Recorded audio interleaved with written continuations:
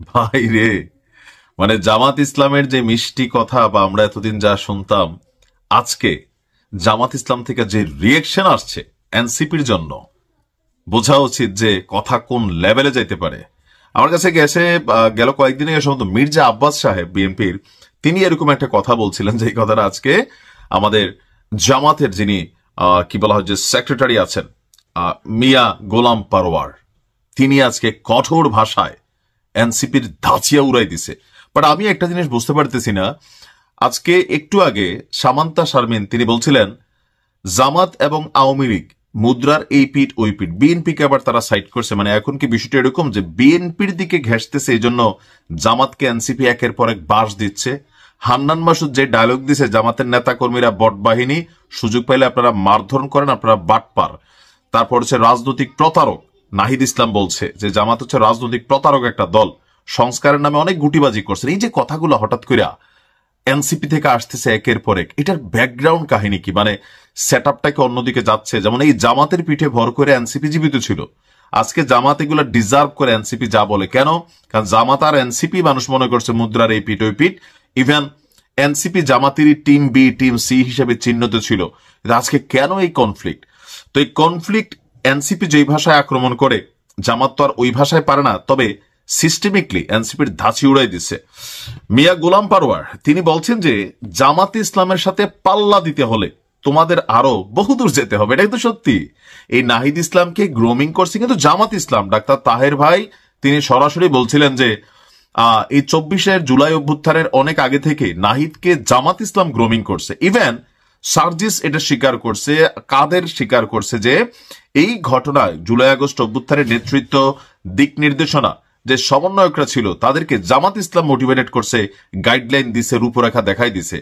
তো জামাত সম্পর্কে এনসিপি যেমন ভালো জানে, আবার এনসিপি সম্পর্কেও জামাত ভালো জানে যাদের তলা কতটুকু আছে। সেই কারণে আজকে মিয়া গোলাম পারওয়ার বলছে জামাতের সাথে পাল্লা দিতে গেলে তোমাদের আরো বহুদূর যেতে হবে।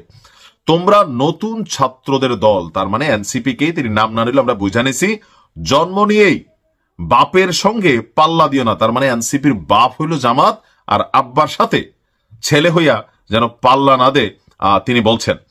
তারপর তিনি বলছেন ঐকমত্য কমিশনে লিখিতভাবে জামায়াতি পূর্ণাঙ্গ রিপোর্ট দিয়েছে, অথচ নতুন গঠিত ছাত্রদের একটি দলের নেতা দুঃখজনক স্টেটাস দিয়ে এই সমালোচনা করেছেন।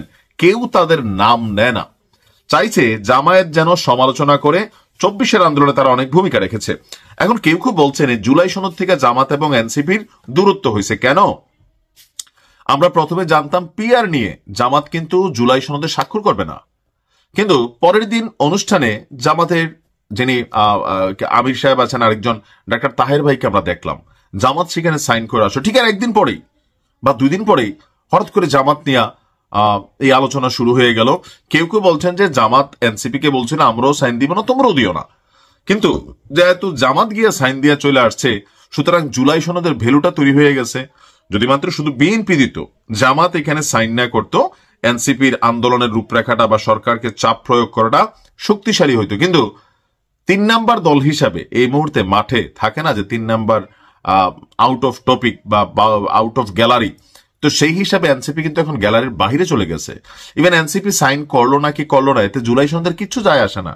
এটা কিন্তু অনেকে জানেন না। এটার আইনি যেটা কাঠামো ভিত্তি সেটা হয়ে যাবে। আবার সবকিছু মিলায়া এখন এনসিপি বাটে পড়ে গেল যে জামাতও তো তাদেরকে মানে একটা ট্র্যাপে ফেলায়, সেটা হয়তো অনেকে মনে করছেন। এখন ভিতরের খবর তো তারা ভালো জানেন, কিন্তু সার্বিক পরিস্থিতিতে আজকে সারাদিন জামাতের 14 গোষ্ঠী উদ্ধার করে যেভাবে বট বাহিনী টট বাহিনী এরা হামলা চালায়, মুদ্রার এই পিঠ ওই পিঠ, এখন জামাতের নেতা কর্মীরা এমন গালি এনসিপির দিচ্ছে যে পুরা বেহেস্তের টিকেটের মধ্যে জাহান্নামের টিকেট ধরাই দিবে। অপরদিকে এনসিপিও জামাতকে নিয়ে প্রতিদিন যা বলতেছে, আওয়ামী লীগও তা বলে নাই। এখন যে ভাষা শুরু হয়েছে, আসলে ফ্যাক্টটা কোথায়? তবে জামাতের সাথে পাঙ্গা নিয়া এনসিপি আসলে টিকতে পারবে না। এটা কেন বললাম, এটা সময় হলে বুঝবেন। কারণ এনসিপির মূল ব্যাকআপটা পলিটিক্যাল বা পার্টি হিসাবে এটা জামাতের ছিল। বিএনপির সাথে তো আছেই দূরত্ব, আওয়ামী লীগ তো খুঁজতেছে মায়ের জন্য, আর এখন জামাত আছে। ধরেন এই যে একটা কনফ্লিক্ট, এনসিপির শেষ পরিণতি অনেক খারাপ হবে, সবাইকে বিগড়ে ফেলছে।